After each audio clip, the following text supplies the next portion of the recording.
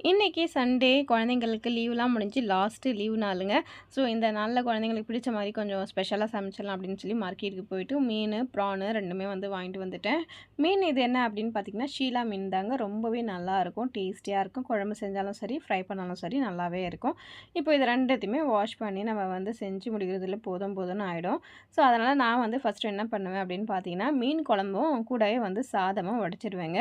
So எமர்ஜென்சியா குழந்தைங்களுக்கு டக்குன்னு பசி எடுக்குதுன்னா, இதையே நம்ம போட்டு குடுத்துடலாம். அது மட்டும் இல்லாம மீன் குழம்பு நம்ம முன்னாடியே செய்றதுனால, ஸோ மீன்லாம் ஊறி நல்லா டேஸ்டியா இருக்குங்க. அதனால எது செய்றப்பவும் வந்து மீன் குழம்பு மட்டும் செய்றீங்க அப்படின்னா, முன்னாடியே செஞ்சுருங்க சீக்கிரமா சாப்பிட்றதுக்கு முன்னாடி.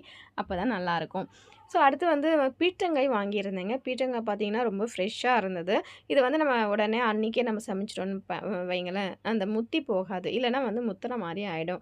அதனாலேயே வந்து அத நான் சமைச்சுட்டேன். இது கூடவே வந்து ப்ரான் வந்து ஒரு என்ன சொல்றது? இது மசாலா மாரி என் பொண்ணுக்கு நான் செஞ்சு தருவேன். அது ரொம்பவே பிடிக்கும். ஃப்ரை வேண்டாம் அப்படின்னு சொல்லி மசாலா மாரி தாங்க செஞ்சிருக்கேன். இதில வெறும் வெறும் ஒண்ணே ஒரு தக்காளி மட்டும் தான் போடுவேன். ரொம்பவே நல்லாருக்கும். அப்புறமா மிளகாத்தூள்லாம் போடுவேன். குழம்பும் வந்து பார்த்தீங்கன்னா, எண்ணெய் திரிஞ்சு சூப்பரா வந்து ரெடியா இருந்தது. கூடவே வந்து இந்த பீர்க்கங்காய் தொக்கு. இதில வந்து ஒரு சும்மா ஒரு 4 ப்ரான் மட்டும் போட்டு செஞ்சு பாருங்க. டேஸ்ட்டு வேற லெவல்ல இருக்கும். அப்புறமா அந்த ப்ரான் மசாலா. ஸோ கண்டிப்பா இந்த எல்லா ரெசிபியும் உங்க எல்லாருக்குமே பிடிச்சிருந்ததுனா, லைக் பண்ணுங்க, ஷேர் பண்ணுங்க. மறக்காம நம்ம சேனல சப்போர்ட் பண்ணுங்க. இன்னொரு சூப்பரான வீடியோல பார்க்கலாம்.